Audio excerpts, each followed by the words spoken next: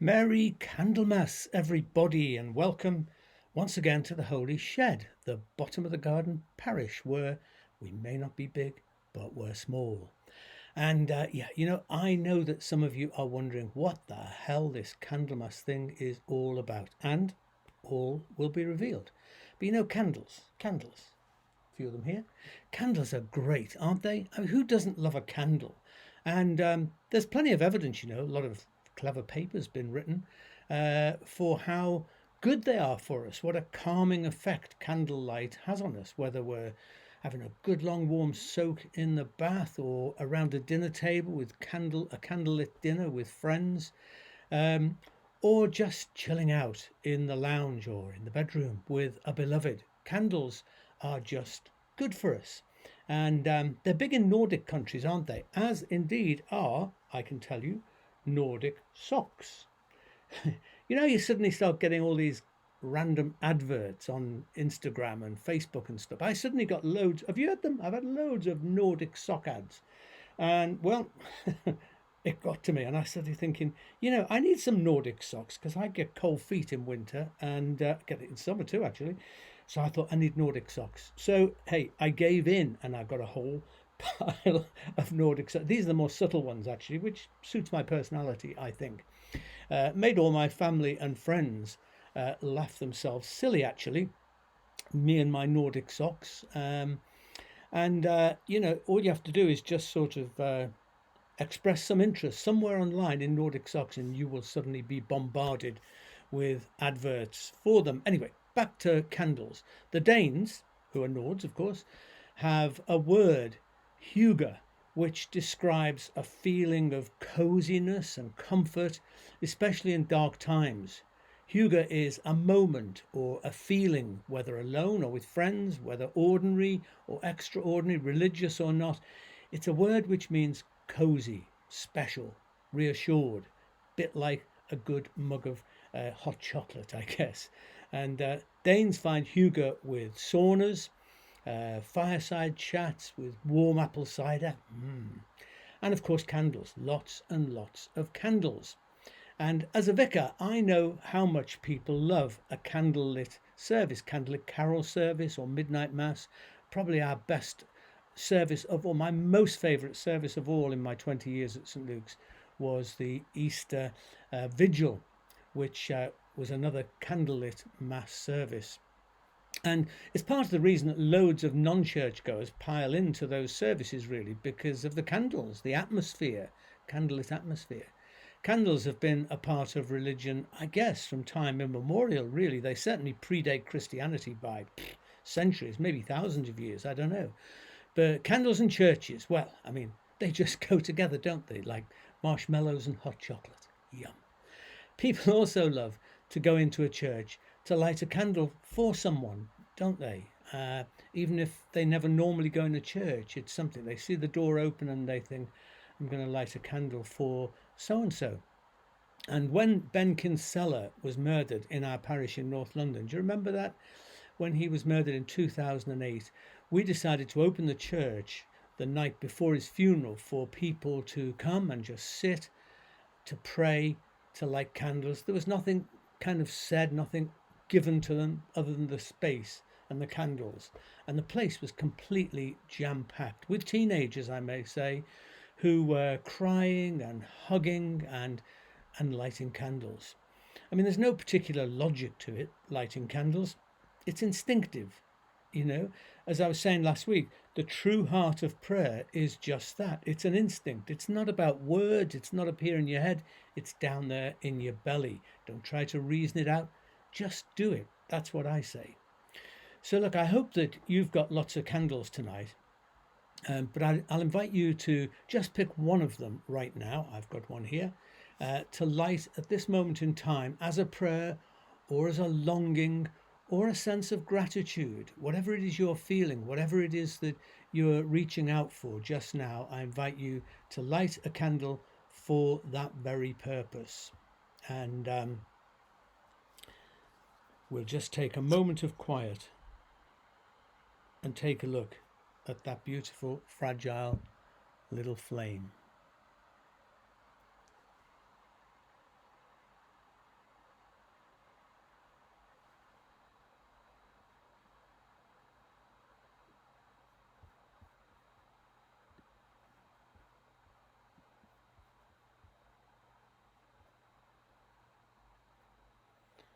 And as we do, we will say the Holy Shed Serenity Prayer together.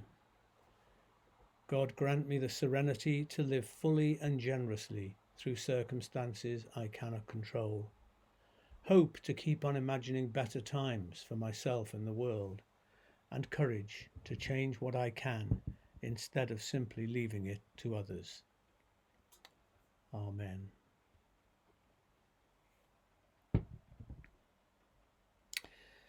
Great. Now then, back in November, you may remember, around Halloween time it would have been, that I was talking at that time about what I call the pagan soul, by which I meant an instinctive sense of connection with nature. That's what I've called the pagan soul, an instinctive sense of connection with nature. I think beneath all of the other stuff that you might associate with pagans and paganism, if you get to the heart and soul of it, it's all about that deep-rooted sense of connection with nature. We also talked about how much historically Christianity owes to paganism, especially in the area of festivals and feast days and certain rituals too, which often arose from or tried to replace often celebrations and practices in the surrounding pagan culture. As you know, this is not any sort of problem to me, quite the reverse, actually. I think it's the way that things should be, because as I see it, tradition is something which grows and evolves out of a vigorous conversation, an argument often, between different, sometimes opposing perspectives. It's a pretty divested and diminished tradition, I think, that has just got one monolithic point of view. I can't even imagine that really, apart from in some kind of state where that people are coerced into that. Tradition should always be rich and diverse. Tradition should always be basically a dialogue, well, a multilogue actually, between, for example, voices from the past and voices from the present, because tradition is never a fixed entity. It's always evolving with things in the present, not to destroy the past, but to begin to meld them together into something fresh. It's a conversation or a dialogue between conservative and modernizing forces and influences, or between particular beliefs and ideas in the wider culture. In order to stay alive, tradition needs to engage critically and constructively with the whole of society, and Christian tradition is no different. I mean, nowadays, a crucial area of conversation lies between faith and science. Rather than one side haranguing the other, we need a positive and creative interaction between the two. And the same applies between different faith traditions too. We need healthy debate and mutual respect in a common quest for a better world. Historically, Christianity had little choice but to interact with paganism, not least because pagan culture was deeply rooted in the psyche of ordinary people. Pagan feasts and pagan festivals were profoundly popular events for people. So, for example, simply ditching the Roman midwinter feast of Saturnalia would have been completely futile and stupid, really, because everybody loved it. So it's no good just sort of scrapping it. And that's pretty much why I think the celebration of the birth of Christ was placed right in the midst of that pagan holiday. Not because anyone believed that Jesus was born in December, but because it served the purpose of helping to convert pagan Roman citizens who were pretty attached to their midwinter celebrations. So in effect, the message was, look, we can still celebrate midwinter, but we can do it with the birth of Christ, hence Christmas. Sadly, however, this baptizing of paganism by the church wasn't always a particularly charitable strategy toward paganism. It was less a synergy of energies and outlooks which, in my view, could enrich Christian experience as well as paganism. It was less that than a plan to eliminate pagan influences, which were seen to be bad and, evil probably. The soul of paganism, that instinctive sense of connection with nature, of belonging in the world, gave way to an emphasis instead on an afterlife somewhere else out there. And in my view, that sense of belonging and therefore of valuing planet Earth is actually what we vitally need right now if we are going to confront constructively the climate emergency that we're facing. We need a shift of consciousness in our relationship to the Earth. And I believe that properly here and now focused faith can actually help to push us in the right direction. Christianity has always contained a theological tension between what you might call divine transcendence, which is a vision of God as being more than the sum of creation, and divine immanence, which is a vision of God as utterly present within the world, within every atom of the material universe. In most popular Christian consciousness, that tension, I'm afraid, no longer exists. Transcendence has all but eliminated immanence. And so all the emphasis is on a God out there, over there, separate, and on a future for us outside of this world in some heaven elsewhere. And yet, I think it's the sense of divine immanence that we so desperately need right now. And well, we'll get much more of that, I think, on future events here in the shed. So why am I ranting on about this right now? Well, because this week we have a perfect example of a Christianized pagan feast, which, if we got it right, could contribute to a sense of belonging to planet Earth. From Monday evening, tomorrow evening that is, to Tuesday evening, that's kind of where the old day took place, from evening to evening. Monday evening to Tuesday evening, the first and second, is the pagan feast of Imbolc, which is spelled Imbolc, but you don't pronounce the B. And Imbolc coincides, not coincidentally, with the Christian feast of Candlemas. Now, I don't know if you're familiar with the pagan wheel of the year that I've got pictured here. It consists of 8 what they call sabbats, or seasons, based on the cycle of nature. And well, if you just look, you'll see that Samhain, which is kind of in the 11 o'clock position here, the 1st of November, is in the old Gallic cycle of the year, the new year. Yule, of course, we're all familiar with. Yuletide is another term for Christmas now. That's 21st of December, the winter solstice. And then when you go over across to the 1 o'clock position, that's where you find Imbolc, which is the 1st of February.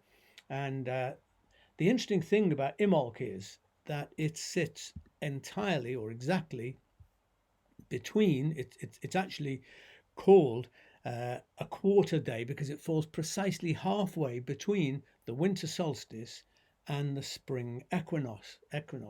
So it's a hinge, really, a turning point between the seasons, marking the end of winter and the start of spring. And Imbolc is a Gaelic word meaning in the belly. At least that's what most people think it means, because the earth is pregnant at this time of the year, isn't it? There's a quickening in the atmosphere at this time of year. Mother Earth is getting ready to give birth on a staggeringly magnificent level in what we call springtime.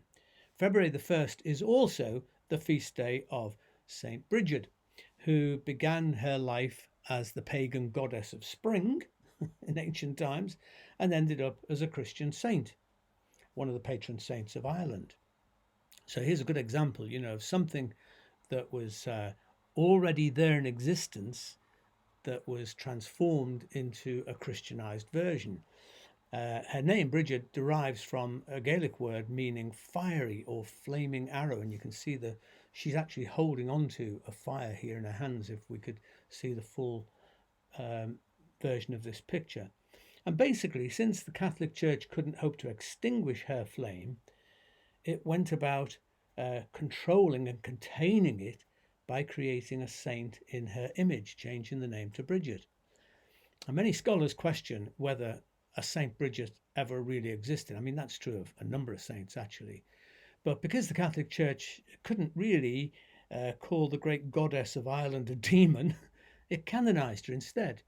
It said that the Irish never let the truth get in the way of a good story. And, this may also be true of the church, but, well, I couldn't possibly comment. But I love that image, don't you? It's a very strong female image there. The point is, whether pagan or Christian, ancient peoples needed customs.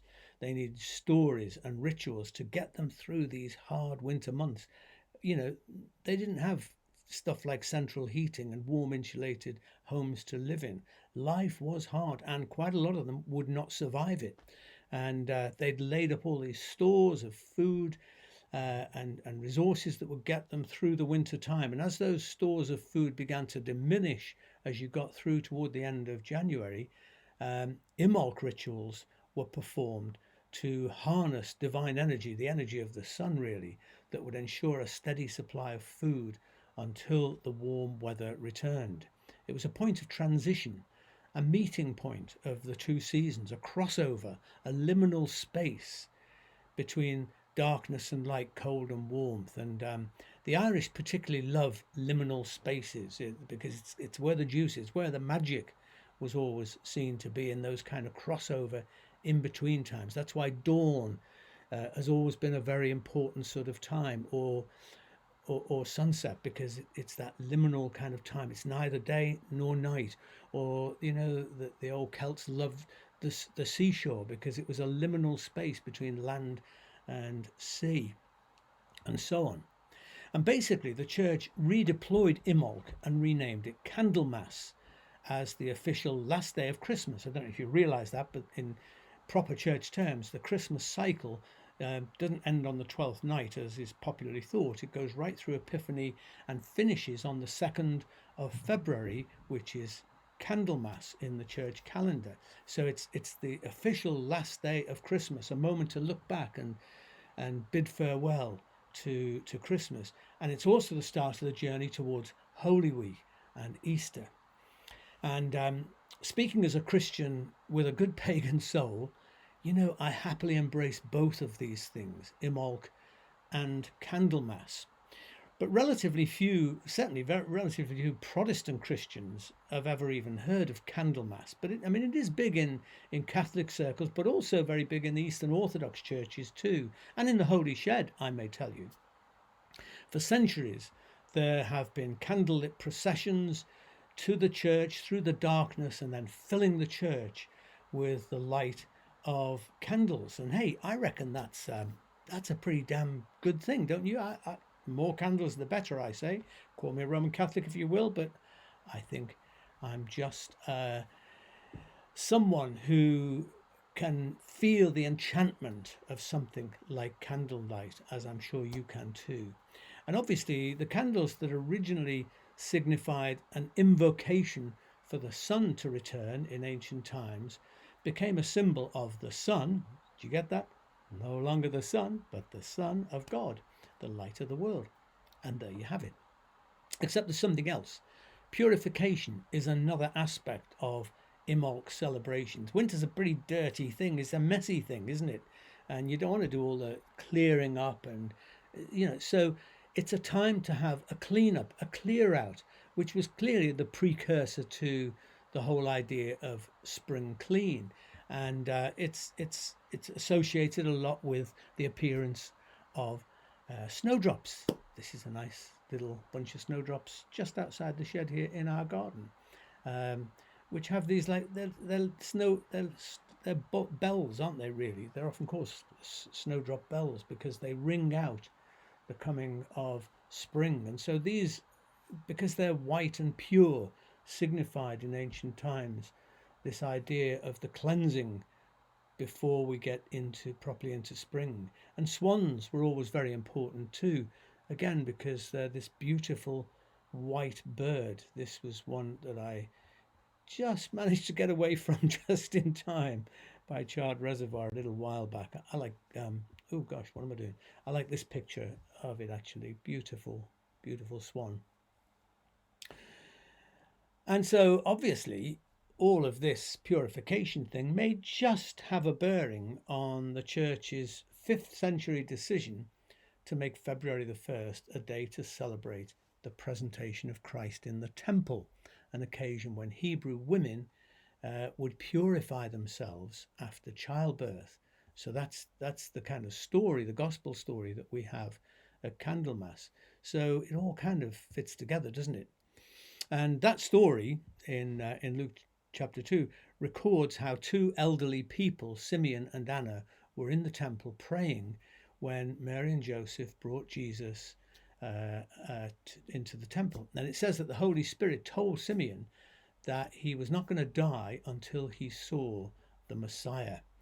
And it's interesting that originally Candlemas was actually called the meeting, and it's still called that actually in Eastern Orthodox tradition, obviously referring to the meeting of Simeon and Anna with Jesus and his family.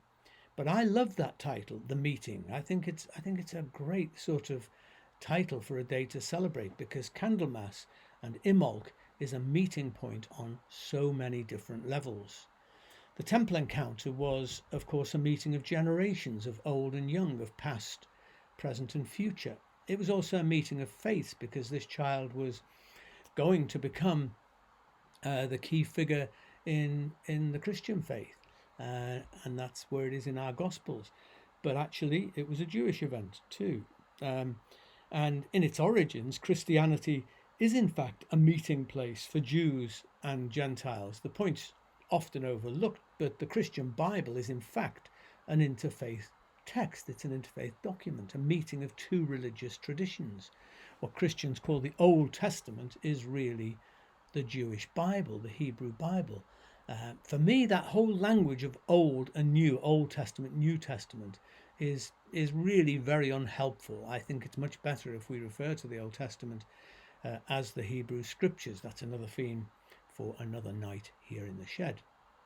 But we can go further actually, because the Quran also shares some of that common history too, and Muslims not only honour Abraham as a major prophet and father figure in their faith, they also acknowledge Jesus and other Christian figures, Mary included, as prophets and key figures who are loved and revered. There's a wonderful book by the Islamic scholar Mona Siddiqui called Christians, Muslims and Jesus that is all about that point. I do have a copy. I think it's still in London, but this is a great book if you're looking for something to read by Mona Siddiqui. She writes in, I don't know, is it in the Guardian? She writes in newspapers quite often. But this is a Muslim woman's story. It's her story growing up in Britain in a Muslim family, as a a dedicated Muslim, but a modern woman, and it's a really fascinating read. But yeah, she wrote this book called Christians, Muslims, and Jesus, which is just highlighting this fact that there is this kind of meeting point between the two faiths. And this shared background with Judaism and Christianity and Islam, I think, is something to focus on at this time when our world often seems constantly threatened by conflict between fundamentalist elements in the three Abrahamic religions. I think we need to value and emphasize our shared heritage, to highlight commonalities and build bridges rather than accentuate differences, or worse still, demonize those who are different to us. The world needs a meeting place on so many levels. The world needs a meeting place of respect, a place to celebrate difference and to recognize commonality. And Candlemas, the meeting, signifies exactly this.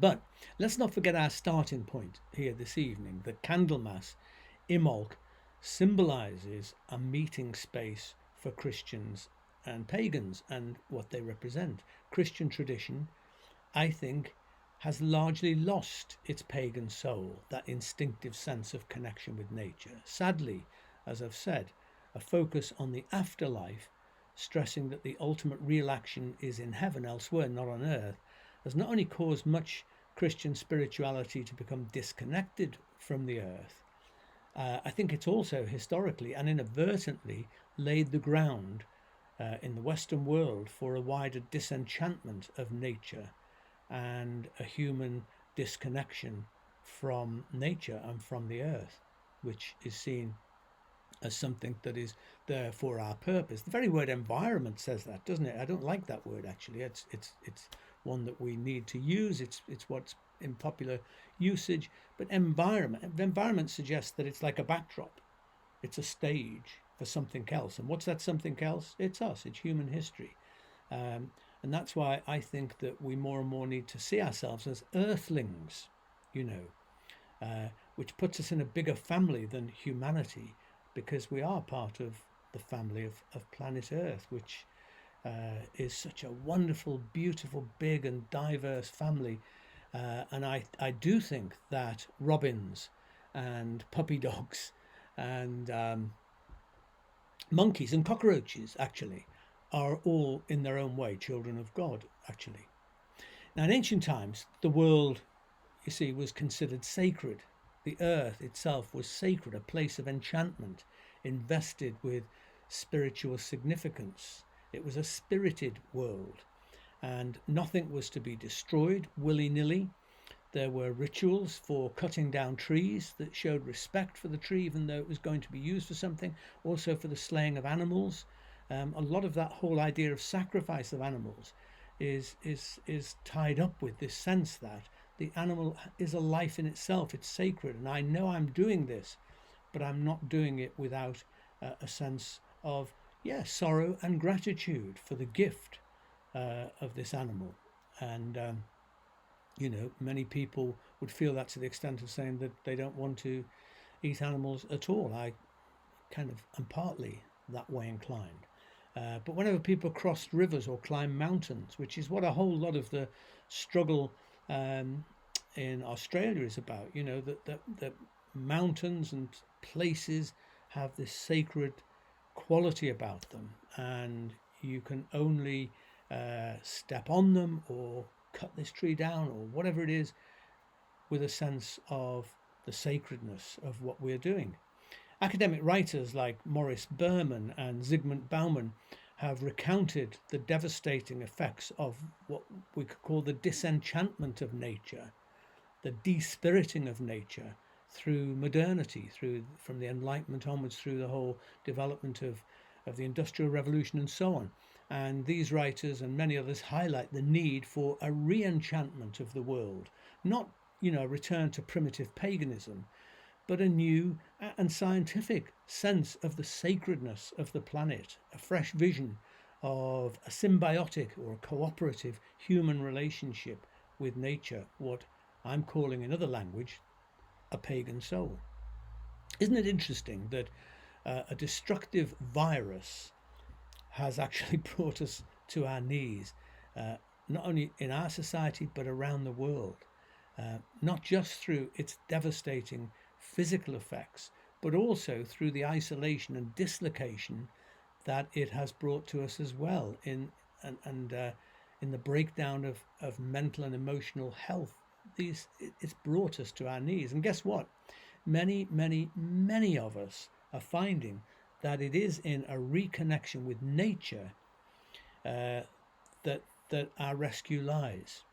Weirdly, despite its shatteringly destructive impact on so many lives, on another plane, the pandemic is a meeting point, a place of reconnection with things that matter on all kinds of levels, but crucially in our reconnection with Mother Nature.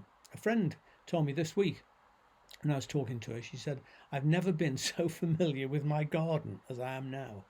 She said, I'm noticing, every shoot appearing, and I can't believe how many birds there are visiting our garden. And they've always been coming, but just haven't noticed them. She said, I've even given them all names. And I don't think she meant greenfinch and tit and wren, because she'd been looking at a book. I mean, she did mean Sophie and Angela and Richard, Dickie for short. Among many academic reports on the effects of nature on mental health during the pandemic, one recently concluded, our findings suggest that nature appears to have a positive impact on self-reported and physiological stress in as little, they said, as 7 to 10 minutes. Just think of that. 7 to 10 minutes with nature actually has a psychological, emotional, and a physiological effect upon us. Now, my hope and prayer is that just as Mother Nature has come to our rescue in these madly stressful times, we will now come to our senses, change our ways as a global community, and learn to live in harmony with our sacred home, planet Earth. Now, you might call that a pipe dream, and I don't think it's going to happen like that, maybe not hugely in my lifetime. But I do think that we as people of faith, have an important role to play here, but it's essential that we find that sense of connection with nature that I'm talking about here, uh, because that alone can bring about the shift of consciousness that's needed. Because I don't think that we will confront the present situation in terms of the climate emergency successfully just with, pragmatic responses. I think we need a change of consciousness, and I think faith can offer something into that. I do believe that Candlemas, the Christian feast, has something to offer to Imbolc, the pagan feast. But speaking as a Christian, I'm overwhelmingly aware that Imbolc has something to bring to Candlemas. A Christian heart beats within me, lifting my spirit constantly. But a pagan soul grounds me in my relationship with the earth. Personally, I rejoice in both. Candlemas and Imbolc instill hope within me, defiant imagination in the face of despair. Okay, well, we're going to pray some prayers now before we spend a few moments toasting our wonderful planet and our life here. So thank you, loving God, for the wonder of this world, for the sheer joy in being part of it. Thank you for bodies fashioned from the dust of the earth, which shall to dust return. Thank you for passionate desires that bring excitement and pleasure, for senses to smell and hear and taste. Thank you for friends to weep and laugh with, for food that sustains, for drink to make merry. Thank you for this magnificent earth, which is our home. And so with brother sun and sister moon and stars, with brothers wind and air and sister water, with brother fire and mother earth, with the diverse peoples of the world and all the teeming creatures of our fragile planet, with all the hosts of heaven, we join together in saying, please say with me, Holy, loving God, mystery of the universe, who cannot ever truly be named, heaven and earth are crammed with your wonder. Save us, we pray, from small minds and mean spirits, and fill us instead with passion for kindness and justice. Amen. Okay, it's that time to grab yourself a drink, dear friends, whatever it is. This is our sacramental moment in the Holy Shed. So whatever your drink is, alcohol, non-alcohol, whatever, my dear friends, let us together toast the glorious gift of life in all its beauty and diversity. Let's toast this coming spring that is just popping its head slightly round the corner right now. The promise of warm sunshine and green surroundings. Let's toast the future with hope, a future of love and justice and health for ourselves and for the whole of this magnificent planetary community. Please raise your glass and say after me, to life, l'chaim.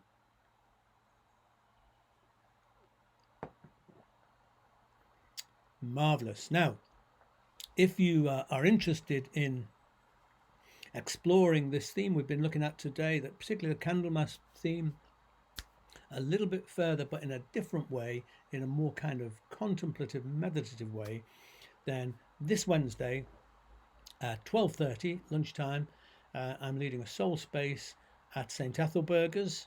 Well, I won't be there in person, but it's sponsored by St. Ethelburger's, and you can go to their website, St. Ethelburger's Centre for Reconciliation and Peace, and find a link there. I'll put it up on Facebook anyway, 12:30 on Wednesday, and we'll be looking at this whole theme, but as I say, from a slightly different, more contemplative angle, and I look forward to that very much. So if you like what I'm doing and you like what the Shed's all about, you can support us through this wonderful coffee site, and grateful for those of you who contribute, and some of you do it regularly on a monthly level, and some of you do it as and when you feel you wish to. You don't have to do this, but it's like passing the hat round. You can just pass it on to the next person, or you can contribute if you will, and we're very grateful for whatever you may feel you can give to us. Okay, so I'm going to finish with a blessing by the wonderful John O'Donoghue. What better way to finish this theme today than with Dear John, who left us far too soon at the age of 53, but left such a marvellous heritage in the books that he wrote and the blessings that he left with us. I had the privilege of conducting two memorial services for John O'Donoghue, one in London and one at the Greenbelt Festival. And he, though departed, is still very much alive with us in spirit. And this is his voice giving a blessing. And I'll just leave you with this.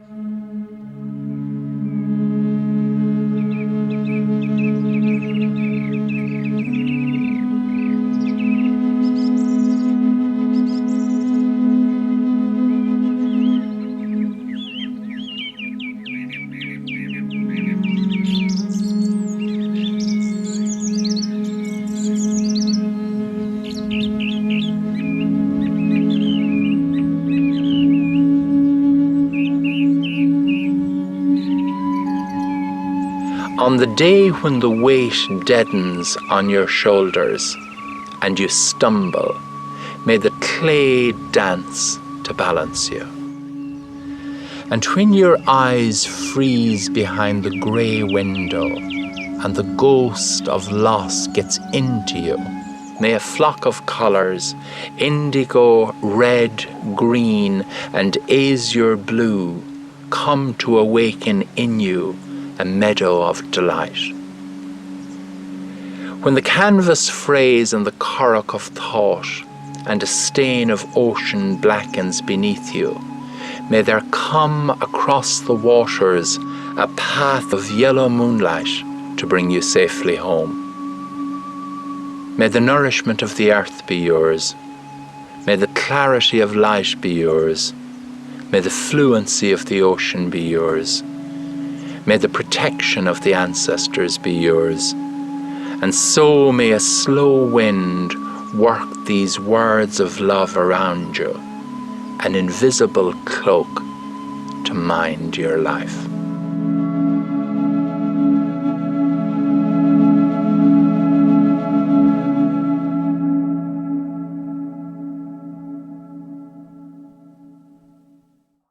How wonderful is that? Beautiful, John. So go well, guys. Remember, be kind to each other, be kind to others, be kind to yourself, stay human. Bye-bye.